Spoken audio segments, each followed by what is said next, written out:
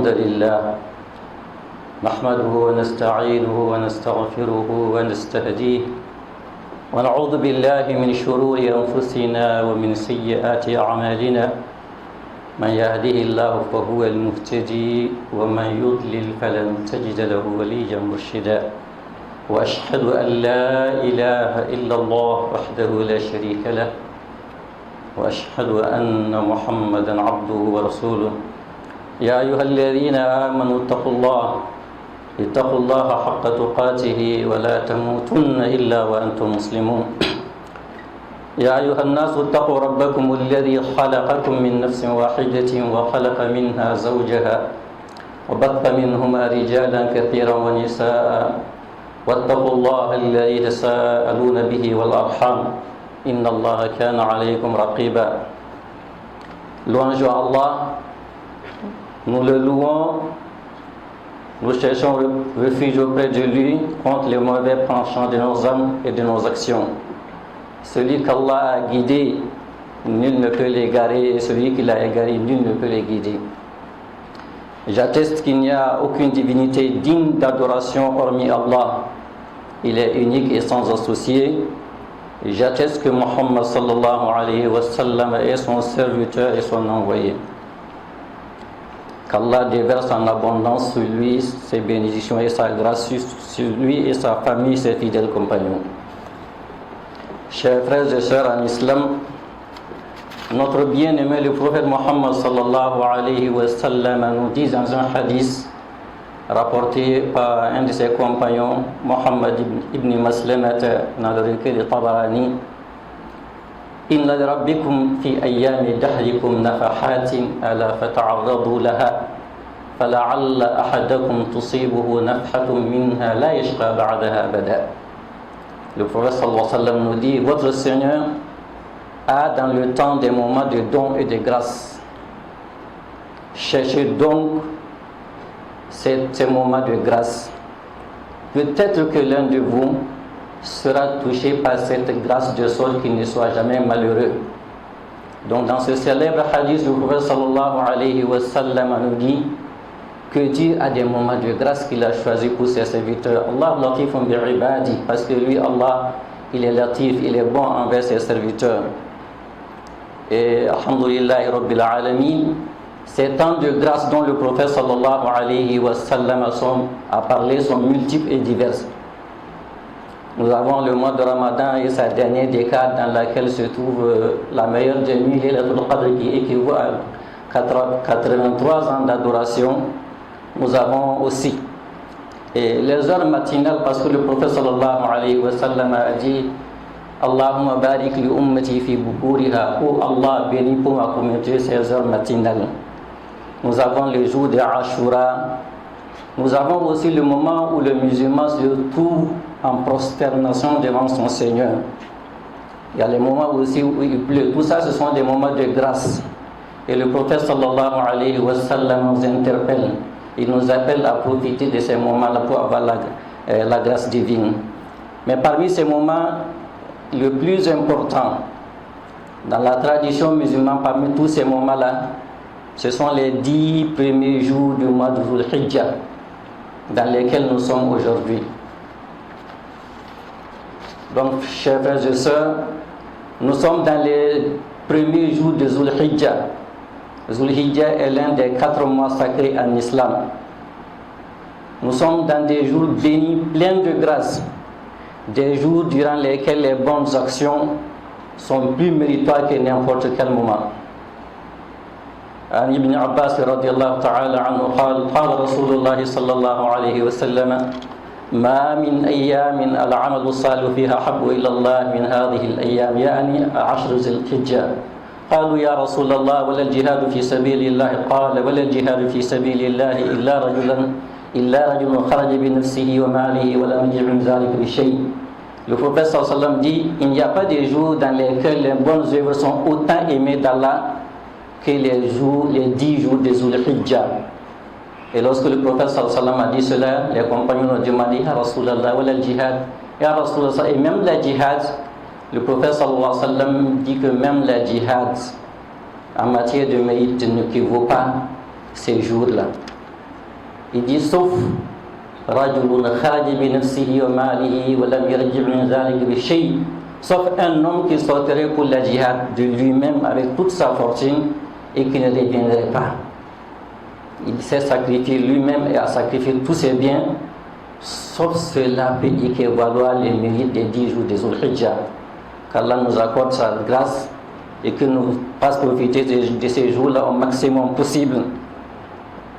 Et les bonnes œuvres, le prophète sallallahu alayhi wa sallam a dit les bonnes œuvres. Donc le prophète sallallahu alayhi wa sallam n'a pas fait une restriction. C'est une manière de rendre accessible. C'est une manière de nous faire profiter à tout le monde, qui qu'il soit. Je ne connais pas lire le Coran, mais je peux au moins faire la sadaqa.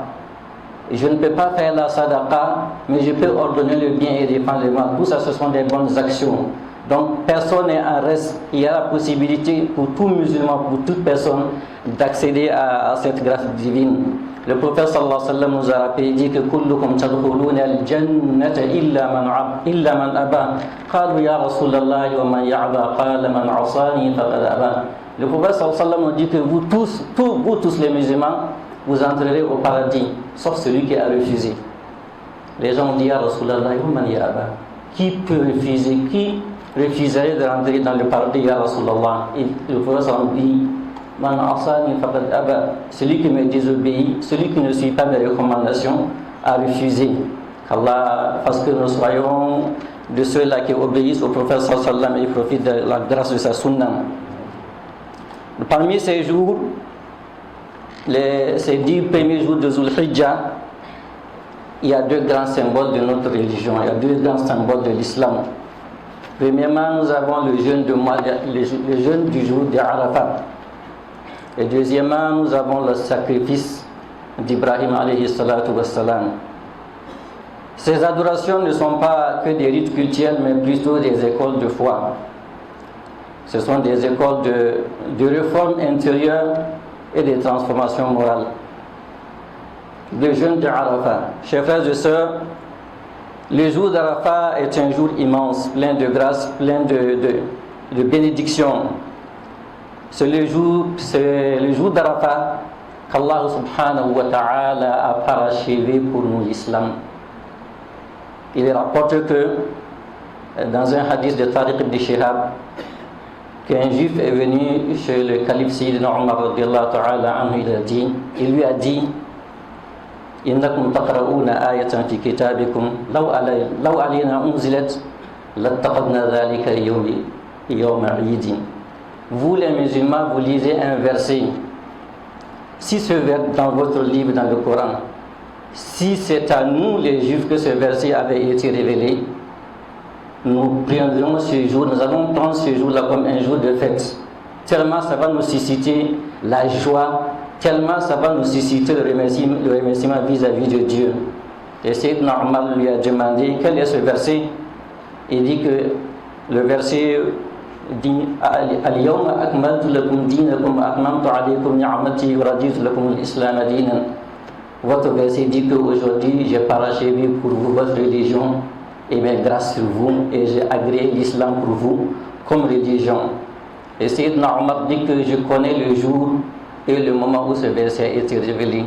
Ce verset a été révélé le jour de Arafat, un vendredi, le jour de Arafat. Alhamdulillah Rabbil Alamin. C'est le jour d'Arafat. Le jour d'Arafat aussi, c'est un jour de grand affranchissement. Et dans un hadith, le prophète sallallahu alayhi wa sallam nous dit فَمَا مِنْ يَوْمٍ أَكْثَرَ أَتِيقًا مِنَ النَّارِ مِنْ عَرَفَةٍ. Il n'y a pas de jour où Dieu a franchi des âmes de l'enfer autant que le jour de Arafat. C'est le jour où Dieu manifeste le plus sa grâce et son pardon, et il a franchi les âmes de l'enfer pour les amener dans le paradis. Parmi les choses aussi qui font l'importance du jour de Arafat, c'est que c'est un jour où les invocations sont énormément exaucées.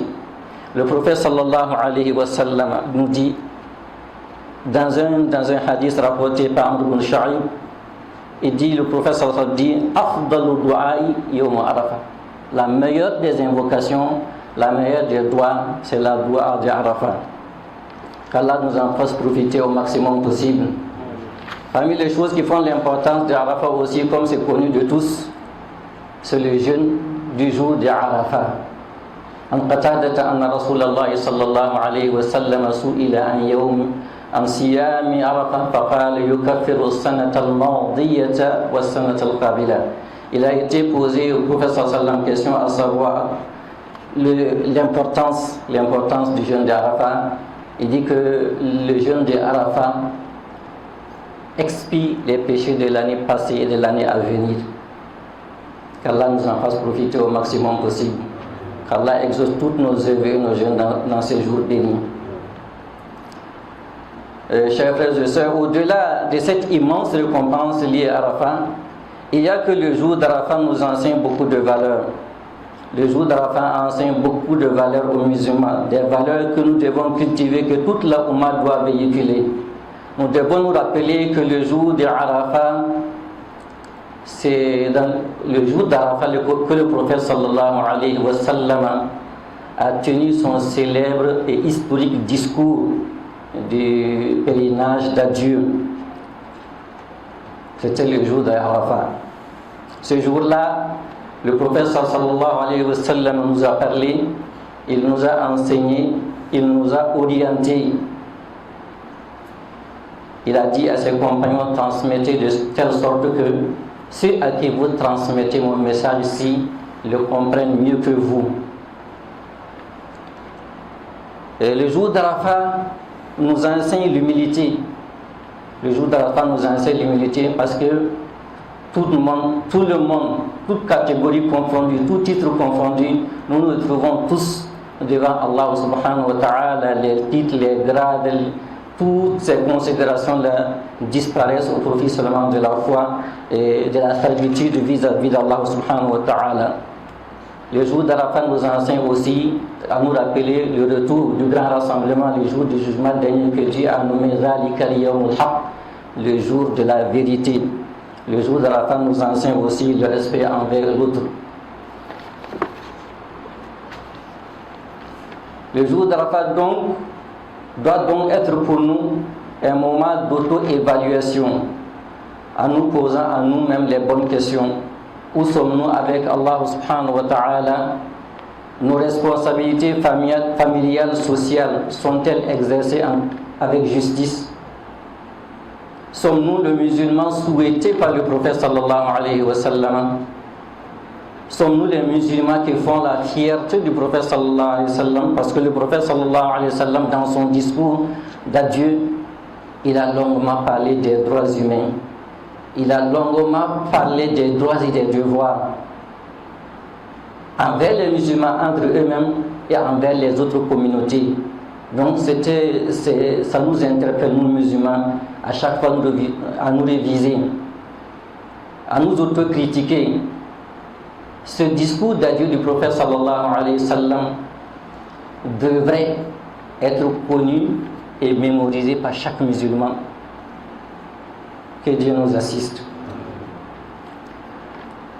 Toutes nos œuvres, nous devons aussi, le jour d'Arafat, nous poser la question à savoir est-ce que toutes les œuvres que nous accomplissons sont vouées à Allah? Parce que la sincérité, c'est la sincérité qui détermine tout ce que nous faisons auprès de Dieu subhanahu wa ta'ala. Ce n'est pas la quantité des œuvres, ce n'est même pas souvent la qualité, mais la sincérité. Nous devons constamment être sincères et conformes à la sunna du prophète sallallahu alayhi wa sallam. Autant de questions que nous devons nous poser. Donc le deuxième grand symbole des 10 premiers jours de Zul Hijjah, c'est le sacrifice d'Abraham. Le sacrifice d'Abraham, qui est appelé communément chez nous la fête de Tabaski. Ce deuxième grand symbole des 10 premiers jours de Zul Hijjah, qui est l'offrande, est une tradition musulmane. Cette tradition musulmane tire son origine de l'ordre donné par Allah à son prophète Ibrahim alayhi salatu wassalam. Ibrahim, qui est le père du monothéisme, l'ordre qui a été donné par Allah à Ibrahim alayhi salatu wassalam d'immoler son fils. Et Allah remplaça cette immolation de son fils Ismaïl par l'immolation d'un mouton. Cette épreuve de foi qu'a passé Ibrahim alayhi salatu wassalam, cette épreuve de foi qu'a passé ce prophète illustre d'Allah, regorge de grands enseignements pour le musulman. Ibrahim, dans cette épreuve, avant cette épreuve, a passé bien d'autres épreuves plus difficiles, parmi lesquelles le rejet par son peuple, l'isolement, l'exil. Il fut jeté dans un feu incandescent et en sortit, sauf par sa foi profonde et inébranlable. Mais la plus difficile fut cette épreuve d'immoler son propre fils de ses propres mains alors qu'il avait 80 ans. Donc l'espoir d'avoir un enfant est très minime.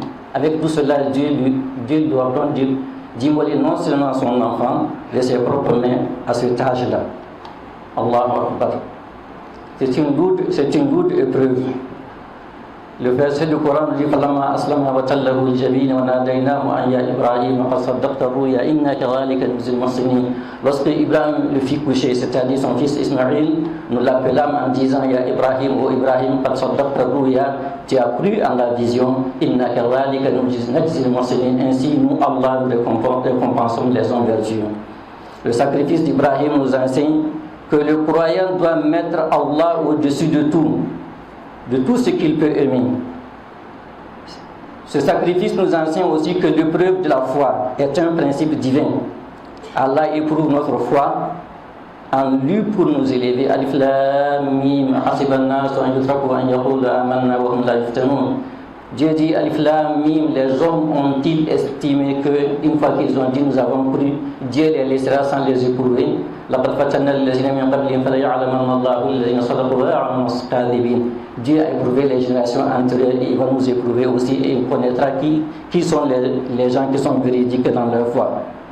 Donc ce sacrifice nous enseigne aussi que aimer autre chose plus que Allah, c'est adorer cette chose, une forme de shirk, qu'Allah nous en garde. Dieu dit Afara'ayta man ittakhadha ilahahu hawa. N'as-tu pas vu celui qui a pris sa passion comme divinité? Ce sacrifice de l'Eid a un sens spirituel et un sens éducateur. Allah nous dit La yanala Allaha luhumuha wa la dima'uha walakin yanaluhu taqwa minkum. Ce n'est pas la viande ou la chair de l'offrande qui arrive à Allah, mais c'est plutôt votre crainte d'Allah. Ce sacrifice est la sunna du prophète sallallahu alayhi wa sallam. C'est une adoration. Les bénédictions de celui qui sacrifie équivalent au poids de l'offrande qu'il a faite. Au-delà de cela, le vrai sacrifice aujourd'hui, c'est entre nous. Abandonner l'injustice, renoncer à la corruption, éviter les gains inutiles, réconcilier le cœur, car tout ça, c'est sacrifier nos passions. أقول قولي هذا وأستغفر الله لي ولكم ولسائر المسلمين من كل ذنب فاستغفروه إنه هو الغفور الرحيم. الحمد لله رب العالمين نحمده ونستعينه ونستغفره. اللهم صل وسلم على سيدنا محمد وعلى آله وأصحابه أجمعين. Louange à Allah pour ses innombrables bienfaits. Que les prières et la paix d'Allah soient sur le prophète Muhammad sallallahu alayhi wa sallam.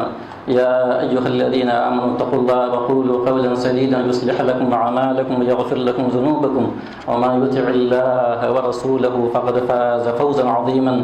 Ô vous qui avez cru, craignez Allah et tenez un langage droit. Il réformera vos œuvres et vous pardonnera vos péchés. Et quiconque obéit à Allah et à son messager a certes obtenu un immense succès. Chers frères et sœurs, le Hajj et la fête du sacrifice sont aussi des leçons de fraternité et de cohésion sociale. Des millions de musulmans venus de tous les continents se réunissent pour adorer le même Allah. C'est un message puissant pour notre communauté. On tire comme enseignement, il faut que les musulmans s'unissent. C'est un message fort. Dieu dit wa'tasimu bihablillahi jami'an wa la tafarraqu. Saisissez tous l'accord d'Allah et ne vous divisez pas. Le prophète sallallahu alayhi wa sallam nous dit Al-Muslimu akhul muslim la yazlimuhu wa la yakhzuluhu wa la yahqiru. Le musulman est le frère du musulman, il ne l'abandonne pas, il n'est pas injuste à son égard. Donc il y a la solidarité, les musulmans doivent être solidaires. Ce jour nous enseigne aussi les sadaqat, la réconciliation et les bonnes œuvres. نسأل الله تبارك وتعالى أن يبارك فينا جميعا. اللهم صل على سيدنا محمد وعلى آله وصحبه. ربنا تقبل منا إنك أنت السميع العليم وتب علينا إنك أنت التواب الرحيم. اللهم أرنا الحق حقا وارزقنا اتباعه وأرنا الباطل باطلا وارزقنا اجتنابه. اللهم فرج عن أمة سيدنا محمد عليه الصلاة والسلام. اللهم فرج عن أمة سيدنا محمد صلى الله عليه وسلم. اللهم إنا نسألك من خير ما سألك منه سيدنا محمد صلى الله عليه وسلم ما علمنا منه ما لم نعلم ونعوذ بك من شر ما استعاذك منه سيدنا محمد صلى الله عليه وسلم ما علمنا منه ما لم نعلم أنت المستعان وعليك البلاغ ولا حول ولا قوة إلا بالله العلي العظيم. اللهم أعد الأمن والاستقرار في بلادنا. اللهم أعد الأمن والاستقرار في بلادنا. اللهم أعد الأمن والاستقرار في بلادنا. سبحان ربك رب العزة عما يصفون وسلام على المرسلين والحمد لله رب العالمين. قوموا إلى الصلاة يرحمكم الله. I am the country director of Qatar Charity in Burkina Faso. Today I participated in this Friday prayer in this mosque, respective mosque, which is presented very nice speech by the Imam. That is, I do appreciate that. And the Imam highlighted the many points that it related to Eid al-Adha, which is indicated the story of Sayyidina Ibrahim, that is his going to use his son instead of sheep, and the God that is stop him that is, and sent him the message that is came that is, and he received the keep that is, and he slaughtered it. This is became the habit, that a religious habit that is for all the Muslims on the world, that is this annually they are continue to use to kill the sheep. Yes, this is as our religious habit, that is which is they get the benefit and the ajr from Rabbana subhanahu wa ta'ala, and also they distributed all this is meat for their relative and the friend, that is that to demonstrate the equality of the Muslim, that is they respect their others, the poor are the same level, and the same that the Imam they encourage that the people that is to take a note about this day is which is very good day, that is can يفعل الدعاء ربنا سبحانه وتعالى they accepted the dua during these bad days of the Hajj. Alhamdulillah, nous avons retenu l'importance même des invocations que l'imam en tout cas a nous donné durant ces premiers 10 jours de Zulhijja.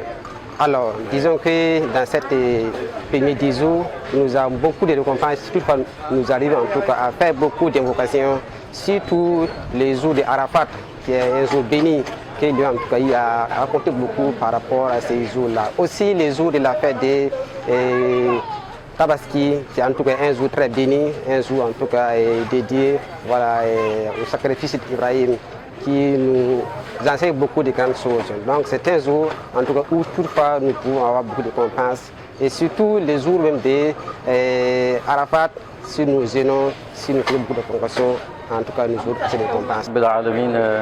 Notre sermon d'aujourd'hui a porté sur les mérites des 10 premiers jours du mois de Zulhijja, dans lesquels se trouvent deux choses importantes en islam, à savoir le jeûne de Arafat et puis aussi le sacrifice, c'est-à-dire que nous connaissons ici, le sacrifice de Tabaski.